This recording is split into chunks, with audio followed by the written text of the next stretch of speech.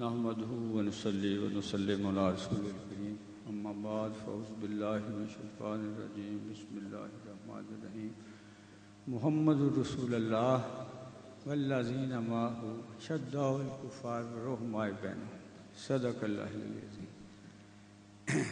میں نہایت ہی شکر گزار ہوں پروفیسر عابد صاحب کا کہ وہ آج کی اس قحط و رجالی کے دور میں اتنی خوبصورت محفل ہر سال جماتے ہیں، کیونکہ اگرچہ بت ہیں جماعت کی آستینوں میں، مجھے ہے حکم اذان لا الہ الا اللہ، یہ شمع روشن رکھے ہوئے ہیں۔ سچی بات ہے، میں اسی شوق میں آتا ہوں کہ اس شوق میں چلو میری بھی حاضری لگ جائے، وہ جو اہتمام کرتے ہیں۔ تو حضور صاحبزادہ صاحب کی زیارت کا بھی اس دفعہ بہت تھا شوق کہ بھی زیارت بھی ہوگی۔ آپ ماشاءاللہ اس خانوادہ پاک کے فرد ہیں جنہوں نے مری کی پہاڑیوں میں بیٹھ کر کے سارے عالم اسلام کو رنگا ہے۔ ہمارے جو سلسلہ پاک سندھ میں گیا تھا حضرت غلام احمد ملکانی شریف، وہ یعنی وہاں سے پیدل چل کے آتے ہیں، ایک ہی دن میں آپ نے نگاہ ڈالی اور خلافت عطا کی، اور وہ ماشاءاللہ سندھ میں مفتی اعظم ہوئے ہیں، آپ کے فتاوی چھپے ہوئے ہیں۔ وہ سارا فیضان نظر جو تھا وہ حضور سرکار مہر کا تھا۔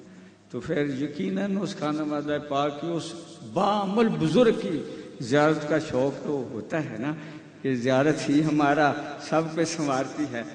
تو میرا موضوع جو ہے وہ موضوع میں تقریباً یکسانیت پائی جا رہی ہے۔ جیسے ساق صاحب نے فرمایا وہ بھی سارا کردار کی طرف تھا، اور یہ اتحاد امت میں صوفیہ کا وہ بھی کردار کی وجہ سے ہے۔ اگر ہم یہ ڈیفینیشن طے کر لیں کہ صوفی ہے کون، تو پھر ہمیں سمجھنے میں صوفیہ کا کردار سمجھنے میں زیادہ آسانی ہے۔ بے شمار ڈیفینیشنز ہیں اس پہ، ہر کامل ہستی نے صوفی کا جو مقام ہے یا صوفی کی تعریف جو ہے وہ کی ہے، لیکن مجھے جو ہے نا بہت اچھی لگتی وہ یہ ہے کہ صوفی وہ ہے جو آقا دو عالم صلی اللہ علیہ وآلہ وسلم کے سینہ پاک سے ہر دور میں ڈائریکٹ اکتساب فیض کر رہا۔ تو اس میں صحابہ کرام صوفیاء میں اولین ہیں کہ انہوں نے ظاہری حیات طیبہ میں آقا دو عالم صلی اللہ علیہ وآلہ وسلم کے سینہ سے اکتساب فیض کیا، اور انہی کے بارے میں قرآن فرما رہا ہے کہ شداء الکفار ورحماء بینہم، کہ وہ آپس میں بھائی بھائی ہیں مگر کفر کے مقابلے میں جو ہیں وہ سیسا پلائی ہوئی دیوار بن جاتا ہے۔ گویا کہ صوفی کا کردار قرآن پاک متعین کر رہا ہے کہ ہو ہلکا یاراں تو بریشم کی طرح نرم، وہ رزم حق و باطل تو فولاد ہے موت۔ وہ جو کفر کے ساتھ ایسا ہے نا، وہ بھی اس لیے ہے کہ وہ اللہ پاک نے جو تخلیق کے پروگرام کو بنایا ہے کہ میرا یہ فخر جو ہے تخلیق میں، یہ جو سردار ہے تخلیق کا، اس کو کیسا بن کے رہنا ہے۔ تو کفر جو ہے اس میں چونکہ آڑے آتا ہے، اللہ کے پروگرام کو سیبوٹائز کرتا ہے، لہذا اس سے اس لیے خلاف ہے، ذاتی رنجش کوئی نہیں۔ حضرت علی کرم اللہ وجہ نے ایک یہودی کو گرایا ہوا ہے، نیچے مار رہے ہیں، اس لمحے وہ آپ کے چہرہ پاک پہ مجھ سے کہا نہیں جا رہا تھوک دیتا ہے تو آپ فوراً چھوڑ دیتے ہیں۔ کہتے ہیں کہ بھی آپ تو کہہ رہے تھے مجھے زیر کی کیوں چھوڑ دیا؟ کہتے پہلے اللہ کے لیے گرایا ہوا تھا کہ تو اللہ کا مخالف ہے، اب اس میں امیزش ہو گئی تھی کہیں علی کا ذاتی رنجش نہ آ جائے۔ یہ ہے صوفی، یہ ہے صوفی کا کردار کہ اس کی ذات کچھ نہیں ہے، اس کا غصہ، اس کی نرمی، اس کا جلال، اس کا جمال، اس کی ناراضگی اور اس کی خوشی محض آقا دو عالم صلی اللہ علیہ وسلم اور اللہ پاک کے لیے۔ حضرت عمر رضی اللہ تعالیٰ عنہ بھی ایسی ہی مثال، جب حضرت ابو سفیان رضی اللہ تعالیٰ عنہ فتح مکہ پہ حضرت عباس رضی اللہ تعالیٰ عنہ ان کو گھوڑے پہ بٹھا کے لے کے آ رہے ہیں، تو عمر رضی اللہ تعالیٰ عنہ تلوار لے کے پیچھے نکلتے ہیں کہ اس نے میرے محبوب کو بڑے دکھ دیے ہیں۔ تو وہ حضرت عباس لے کے فوراً آقا پاک کے خیمے میں داخل ہو گئے، حضرت عمر سے وہ بدلہ نہ لیا جا سکا۔ تو حضرت عباس نے تھوڑا سا کہہ دیا عمر ہمارے خاندان کا بندہ ہے اس لیے زیادہ غصہ، آپ کے آنسو نکل گئے. کہا عباس میرا غصہ اور میری محبت تو ہستی کے لیے ہے جس کی پناہ میں آ گئے ہو. نہ عمر کا غصہ ذاتی ہے نہ عمر کی محبت ذاتی ہے. میں سوچتا اچھا ہوں تو اس ہستی کے لیے، میں اگر ناراض ہو کسی کی گردن اڑاتا ہوں تو اس ہستی کی گستاخی پہ اڑاتا ہوں. ساری حیاتی یہ صوفی کا کردار ہے کہ وہ جب بھی ہو آقا پاک سے جڑا ہوا ہو اور وہ سینہ سے اکتساب فیض کر رہا ہو اور اس کردار کا حامل جو جڑا ہوا ہوگا وہ کبھی بھی اس کردار سے جدا نہیں ہو سکتا. رحمت اللہ علیہ کردار 1000 سال بعد حضرت مجدد الفسانی رحمت اللہ علیہ ہوتے ہیں. آپ فرماتے ہیں میں ہوا تو 1000 سال بعد ہوں مگر میں آج بھی آقا دو عالم صلی اللہ علیہ وآلہ وسلم سے صحابہ کی طرح اکتساب فیض کرتا ہوں. اور ایک فقرہ فرما دیا جس پہ بڑے فتوے لگے کہ کبھی کبھی میں صحابہ سے بھی زیادہ قریب ہو جاتا ہوں. یہ سیرت مجدد میں لکھا ہوا ہے واقعہ. تو جو جہانگیر نے اس پہ فتویٰ لگا دیا کہ یہ کیسے ہو سکتا ہے کہ آپ صحابہ سے، کہتے ایسے جیسے تیرے نورتن جو ہیں نا وہ کرسیوں پہ بیٹھے ہوئے ہیں اور تو مجھ سے مکالمہ کر رہا ہے، میں تیرے قریب ہوں، میں عارضی طور پہ تیرے قریب ہوں، وہ دائمی قریب میں ہیں. صحابہ دائمی قریب میں ہیں، مجھ ناچیز پہ کبھی کبھی پیار آتا ہے تو بغیر بھی کر سکتے. تو یہ ہے صوفی کہ اس کے سامنے فاصلے بھی مٹ جاتے ہیں، زمان و مکان کی قید سے آزاد ہے. ابھی حضرت ساق صاحب نے بھی یہی سنا ابو علی کلندر کا واقعہ کہ وہ حدیث سن رہے ہیں اور ایک حدیث کو کہہ رہے ہیں کہ یہ نہ بیان کرو کیونکہ میں آقا پاک کا چہرہ دیکھ رہا ہوں. یہ ہر صوفی بنتا ہی تب ہے جب اس کا سینہ آقا دو عالم صلی اللہ علیہ وآلہ وسلم کے سینہ سے جڑ جائے. اور جو اس سینہ سے جڑتا ہے نا وہ اللہ کے سارے مقاصد جلیلہ کی حقیقی تصویر ہوتا ہے. وہ جب بھی ہو، یعنی آپ حیران ہو، صحابہ کرام ہو ویسے کرنی ہو، حضور غوث ثقلین ہو تو انہوں نے سنایا تھا کہ کیسے پیروی کرتے ہیں. یار فنا رسول سے کوئی دوسرا کردار تو نہیں نکل سکتا. حضور غوث ثقلین ہیں، وضو کر کے جا رہے ہیں، ہاتھ نچڑ رہے ہیں، کسی نے ایک تھالی پیش کی مٹھائی کی تو آپ کہتے ہیں سنت ہے پہلے ہاتھ دھونے کی، ابھی نچڑ رہے تھے ہاتھ لیکن سنت کی خاطر جاتے ہیں تو واپسی پہ وہ تھالی غائب ہے. حیران ہو کے پوچھی کیا ہوا تو آواز آتی ہے وہ شیطان تھا، سنت کی پیروی کی وجہ سے تجھے اسے بچا لیا گیا. وہ جب بھی جس دور میں بھی ہوگا کردار مصطفی کا عین اظہار ہے. یعنی آپ احترام آدمیت میں دیکھتے ہیں سب سے بڑے ہوئے پیار اور محبت میں اس امت کو ایک رکھنے میں ایک وہی رکھتا ہے نا جس کی میں نہ ہو. جس کی میں ہو اس سے تو تقریب کاری ہوتی ہے، جو میں رکھتا ہی نہیں ہے. حضرت بازیر بستامی ہمارے سلسلہ پاک کے بڑے نامور بزرگ ہوتے ہیں، مجھے اللہ پاک کا دیدار ہوتا ہے تو یہ سارے آپ کے ارشادات انٹرنیٹ پہ ہیں، میں اس کا ترجمہ سنا رہا ہوں. تو وہ کہتے ہیں میں اللہ پاک پوچھتے ہیں بازیر کیا چاہتے ہو؟ کہ یا اللہ تو اس سے تجھی کو چاہتا ہوں. تو ارشاد ہوتا ہے بازیر جب تک ایک بال برابر بھی بازیدیت باقی ہے نا یہ خواہش نہ رکھنا. یعنی پہلے اپنے منہ تو انت قبل منہ تو، پہلے اپنے آپ سے فارغ ہو جو پھر میرے. جس نے اپنی وہ نفس کی خواہشات ہی بیگانہ ہے نا جب وہ ختم ہو جاتی ہے پھر تو اللہ پاک انہیں اپنی صفات سے باقی کرتا ہے. پھر ایک دن درگاہ کے باہر کھڑے ہیں تو ایک بندہ ملنے آتا ہے، کہتا ہے میں نے حضرت باعزیز بستامی کو ملنا ہے. تو آپ فرماتے ہیں مدت ہوئی وہ تو مر گیا ہے. کہتے یہ کون کھڑا ہے؟ کہتے یہ وہ ہے جس کو باقی ہونا سزاوار. یعنی یہ ہے کہ بھی یہ ان کی اس شان پہ ہی نہ جایا جائے مگر یہ اس پہ پہنچے کیسے. تو فرماتے 36 سال میں نے اپنے نفس کو رضا الہی کی تھوڑوں سے پیٹا ہے، اب میرے دل میں بھی کوئی خیال گزرتا ہے نا تو اللہ پاک کر دیتے ہیں. اور میں کہتا ہوں یا اللہ میں نے کہا تو نہیں تھا تو کیا جواب آتا ہے، باجید جس طرح تو نے نفس کو مارا ہے نا، اب میری غیرت بھی گوارا نہیں کرتی کہ تیرے دل سے بات گزرے ہو میں کر نہ دوں۔ خود ہی کو کر بلند اتنا کہ ہر تقدیر سے پہلے خدا بندے سے خود پوچھے بتا تیری رضا کیا ہے۔ جب احترام آدمیت جو خاص آقا پاک کا سب سے بڑا وصف آپ جس لیے تشریف لائے رحمت اللہ، کہ کبھی سواری کو بھی چابک نہیں مارا، اور غلام رسول نے بھی آگے اسی کردار کو بڑھایا۔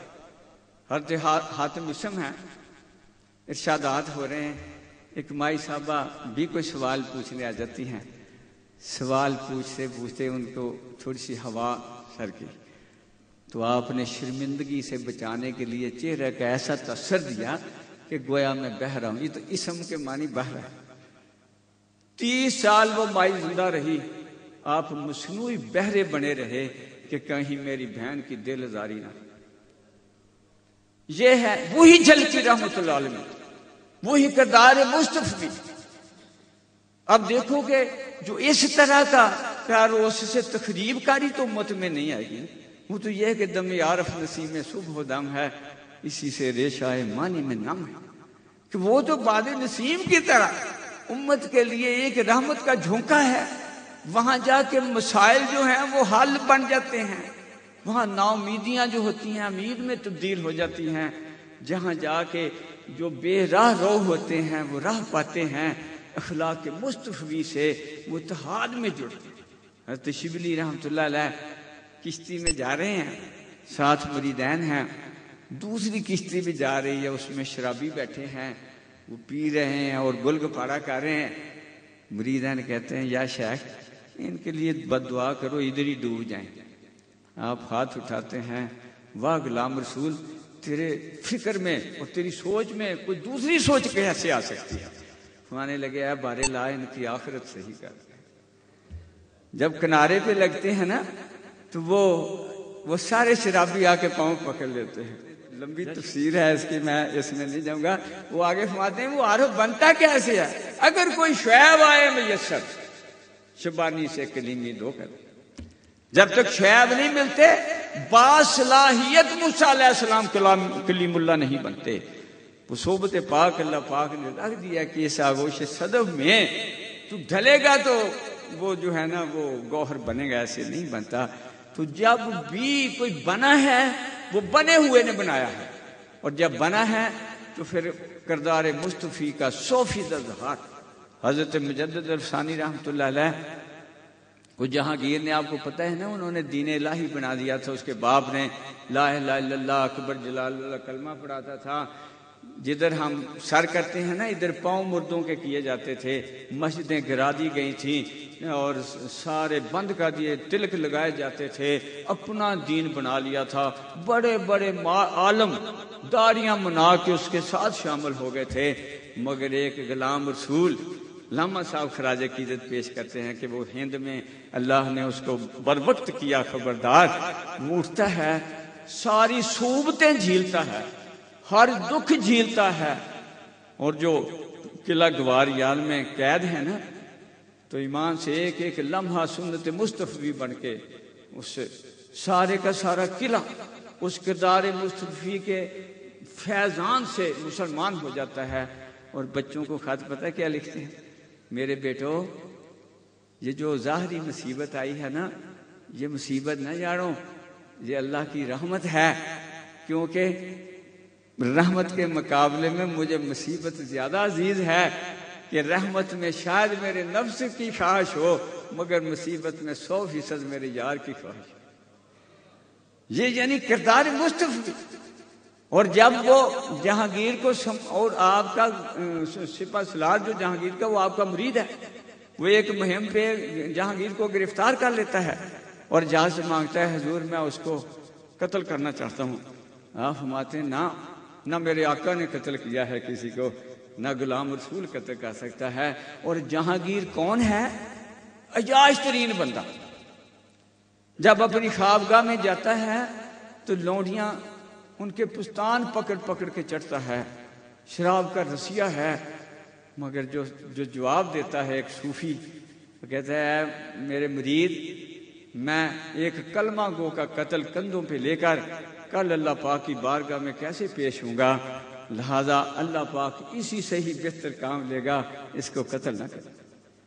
آج سچی بات ہے، جب بکھرے ہیں نا، اگر جڑے ہوتے صوفیاء کرام سے، کبھی بچوں کی بس پہ بم نہ گرتا، کبھی فیکٹری سے نکلتے ہوئے مزدوروں کو نہ مارا جاتا۔ وہ جو جس کو ہم مسلمان کہتے کہ اتنا گرا ہوا، اس کے بھی کلمے کا احترام کر رہا ہے کہ کل اللہ پاک کی بارگاہ میں کیسے، اور پھر ایک فتح مکہ کا پورا نقشہ بنایا۔ جب چھوڑ دیا نا تو جہانگیر کہتا ہے حضور مجھے معاف کر دینا، کہتے پہلے دین الہی ختم کر، سارا قانون بنا کے ختم کر کے ہر چیز نئے سرے سے صحیح اسلام لا کے پھر بازو پکڑ کے کہتے ہیں جہانگیر اگر اللہ پاک نے مجھے بخش دیا نا، میں تیرے بغیر نہیں جاؤں۔ یہ ہے صوفی کا کردار، ہر دور میں اپنا بہترین، امت میں بہترین اتحاد کا حامل، بہترین پیار کا حامل۔ اتحاد تو کمزور لفظ ہے، میں کہتا ہوں وہ پیار ایک پھولوں کا گلدستہ ہے جو ہر ایک۔ حضرت عبداللہ بن مبارک رحمۃ اللہ علیہ رہتے ہیں جہاں، تو اس کے پڑوس میں ایک شرابی ہے، وہ گول گپاڑا مچاتا ہے، آپ قرآن و سنت کی تعلیم دیتے ہیں۔ ایک دن لوگوں نے کہا حضور اس کو تو کیسے سمجھائیں؟ آپ اس کے گھر گئے کہ یار آخرت کا کچھ فکر کرو، کس میں لگے ہوئے ہو؟ ان کا جا تو کون ہے، چلے جا۔ پھر ایک دن بازار میں نکل کے مستی سے گا رہا ہے، وہ پھر کہتے ہیں کندھے پہ ہاتھ رکھ کے یار وہ آپ ہٹ جاؤ، یہ ٹھیک نہیں ہے، کل آنی ہے موت آنی، سمجھاتے ہیں اپنے۔ اس نے زور سے وہ ہتھیار جو موسیقی کا تھا آپ کے سر پہ مار، وہ ٹوٹ گیا اور گالیاں دیتا ہوا چلا گیا۔ واہ کردار مصطفی، تبلیغ تیری ہے۔ وہ گھر آتے ہیں نا، وہ ساز نیا خریدتے ہیں، تھوڑا سا حلوہ پکاتے ہیں اور اس کے گھر بھیجتے ہیں کہ یار مجھے تجھے سمجھانا نہیں آیا، مجھے اچھے طریقے سے سمجھانا تھا، وہ جو تیرا ساز ٹوٹا ہے نا یہ نیا لے لے، اور وہ جو تجھے گالیاں دے کے تیرا منہ تھک گیا ہے نا یہ تھوڑا حلوہ کھا لے۔ وہ آ کے قدموں کو پکڑتا ہے حضور گناہ گار تو میں ہوں۔ انداز یہ ہے آقا پاک کا انداز تبلیغ، دب کے مارنا نہیں ہے، پیار بانٹنا تھا۔ جب سے آقا پاک کا دامن چھینا ہے نا، یہ ظاہری نہیں پکڑ ہوتا۔ میں نے پہلے کہا کسی دامن پکڑے والے کے سے دامن سے جڑیں تو پھر پکڑا جاتا ہے۔ ایسے کتابوں سے، اکیلی کتابوں سے کہہ سکتے ہیں کہ اکیلی کتابیں نہیں، اکیلی کتابیں سپورٹنگ فیکٹر ہیں، مین فیکٹر جو ہے وہ کسی اللہ والے کا ہونا جو ہے وہ جو ہو، تو پھر کردار مصطفی آج جو ہے ختم نہیں ہوا ہے، نہیں ختم ہوا، اسی تابانی سے روشن ہے، صرف ڈھونڈنے والے کو ملتا ہے کہ قافلہ حجاز میں ایک حسین ہی نہیں، گرچہ ہیں تابناک اب بھی گے سوئے دجلہ و فرات، تیرا جنوں ہے کیس کیوں کر ہو گیا ٹھنڈا، کہ لیلہ میں تو اب بھی ہیں وہی انداز لیلائی۔ اندازہ کریں تقوی پرہیزگاری میں سارے وہ نقش جو آقا پاک نے کہ پتھر باندھے ہیں نا، تو وہ ہر دور میں حضرت ابراہیم ادم گندم کاٹتے ہیں، خود روزہ رکھتے ہیں اور مریضوں پہ لنگر کھلاتے ہیں۔